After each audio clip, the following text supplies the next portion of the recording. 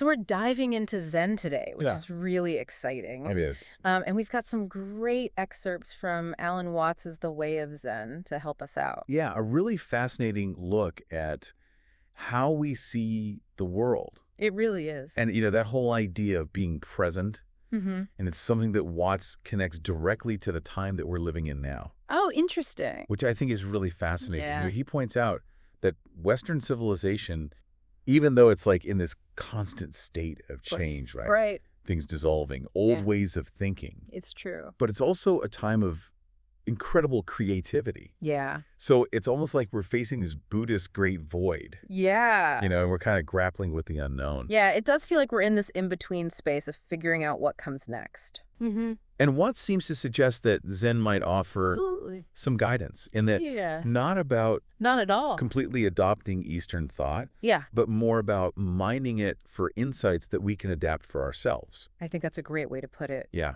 It's not about becoming someone else right. or adopting this rigid set of beliefs. Mm-hmm. It's much more about unlearning. Unlearning. Yeah, that's interesting. Yeah, peeling back those layers of conditioning Yeah. that kind of shape Mm-hmm. how we see ourselves in the world. I like that. Yeah. What does that look like in the context of Zen? What does it mean to unlearn?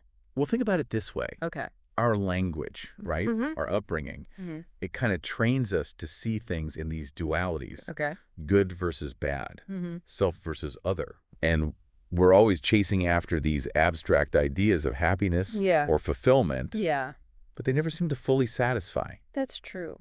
Zen challenges that whole framework. Okay. It encourages us to actually experience reality directly without those filters. But how do you experience reality directly? That's a great question. Is that something you can actually put into words or? It's tough. Yeah. Imagine trying to explain how to tie a really complicated knot, Okay. but you can only use words. Mm-hmm. You could write pages and pages, Mm. and you still wouldn't even come close to actually showing someone Yeah. how it's done. Right. So that's kind of the limitation of just abstract thought. Okay. Zen emphasizes direct experience, Okay. feeling your way through life, Right. rather than just thinking about it.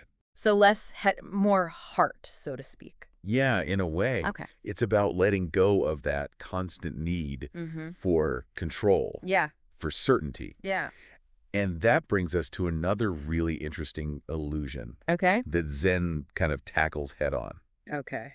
Time. Ah, yes. The idea that time is an illusion, which Yeah. always gets me thinking. It's a head scratcher. It is. But Zen really drives this point home Okay. that we cling to the past. Yeah. We worry about the future. Mhm. And we completely miss the only moment that actually exists, Right. which is right now. Right now. It's like we're so busy traveling through time in our minds Yeah. that we forget to actually live. It's so true. Right. Yeah. Are there any stories from the Zen tradition Oh, tons. that illustrate this kind of trapped in time idea? Yeah, definitely. Okay. There's a great one about a Zen master named Matsu Okay. and his student Po-chang. Okay. And Yeah.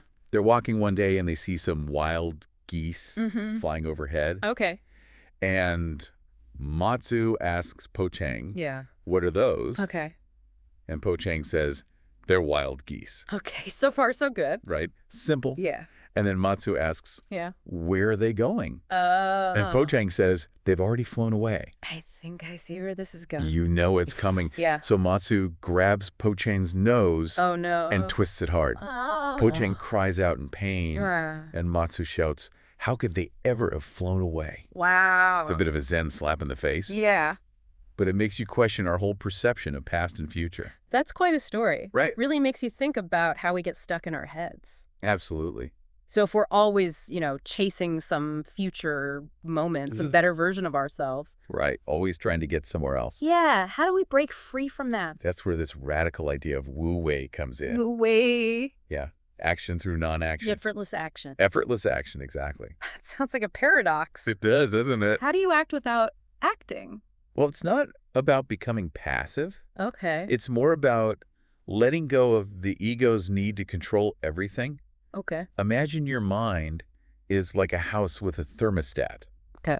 If the furnace freaks out over every tiny temperature change, Right. constantly switching on and off, It's going to be a mess. it's going to be chaotic. Yeah. My mind definitely feels like that furnace sometimes. Exactly. Yeah. clinging too tightly to control, Yeah. whether it's our thoughts or our emotions or the world around us.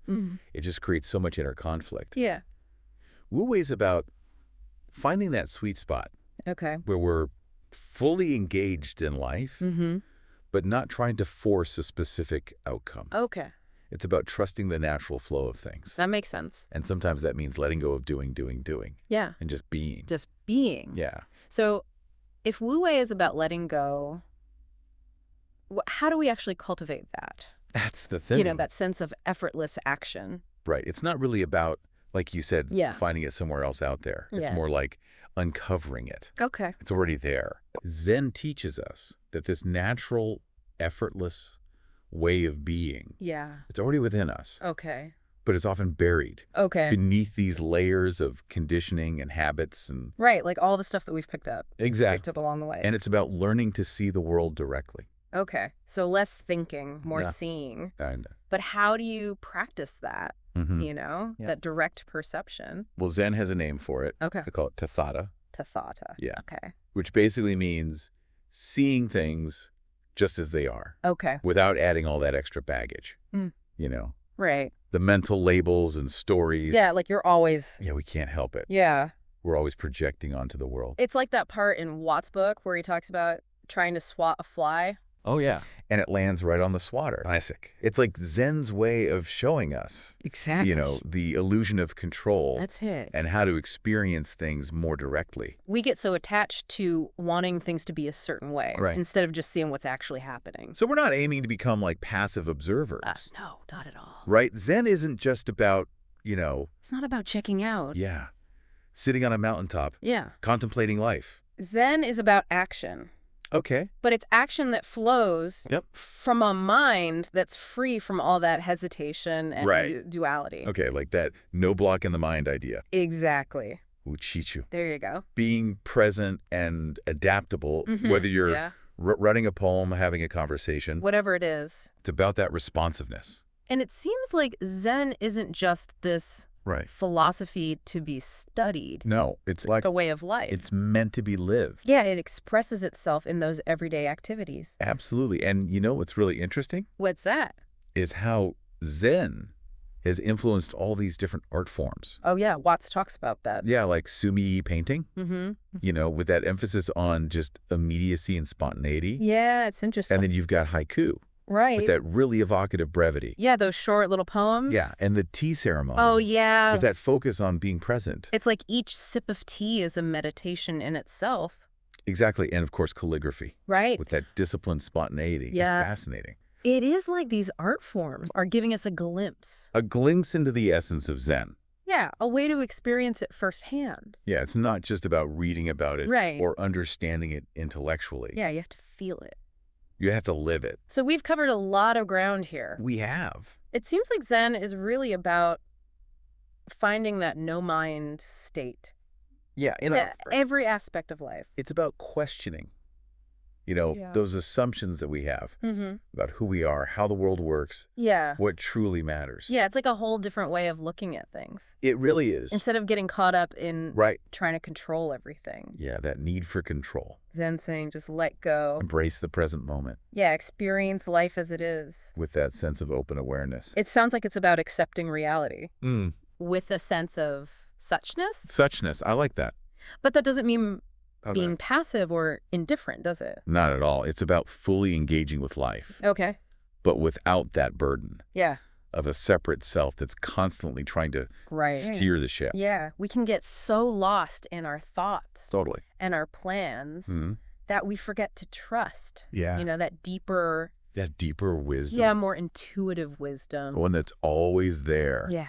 Kind of operating behind the scenes. Yeah, Watts talks about that. He does. It reminds me of that story of Chui, the artisan, Oh, yeah. who could draw those perfect circles freehand. Amazing. Better than with a compass. I know, right? It just flowed naturally from him. Effortless mastery. He didn't overthink it. Exactly. That's what Zen's all about. It's not about, Right. reaching this distant spiritual state. It's not about that at all. It's about rediscovering Yeah. the natural intelligence, That's within us already. the spontaneity that's already there. Exactly. So someone listening to this might be thinking, Yeah. okay, this all sounds great, but Yeah. how do I apply this to my daily life? How do you actually live it? Exactly. That's the big question, right? It is. And it's a really personal one. It is. But I would say Yeah. think about where in your life Okay. you feel the most stuck, Okay. the most frustrated, Mm-hmm. or burdened by self-doubt. Okay. Because those are often the areas where clinging too tightly to control Mm-hmm. just creates unnecessary suffering. So you're saying those are the areas where we need to practice Exactly. letting go the most. Yeah, loosening our grip a little, Yeah. Trusting the process. trusting the process, Seeing the world with fresh eyes. being open to the unknown. The unknown. Yeah, the paradoxes, The paradoxes of life. the ever-changing nature of reality. So it's not about having all the answers. No, not at all. It's about being okay with the not knowing. Exactly. And ultimately, Yeah. it's about the freedom. Okay. It comes from letting go of who we think we should be Mm-hmm. and embracing who we truly are. I love that. Right. This deep dive has really given me a lot to think about. Me too. It's like a whole new world of possibility. It really is. It's not about arriving at some final destination. Right. It's about embarking on this lifelong journey Yeah. of exploring the nature of reality. And how to really be present for it. Exactly. Be present for this one precious life.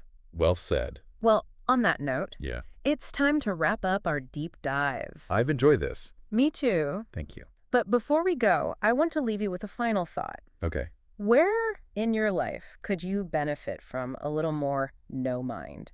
Hmm. What would it look like to let go of control, Yeah. embrace the present, and experience life in its raw, unfiltered essence? That's the question. It is a question worth pondering. It is. Thanks for joining us for this deep dive.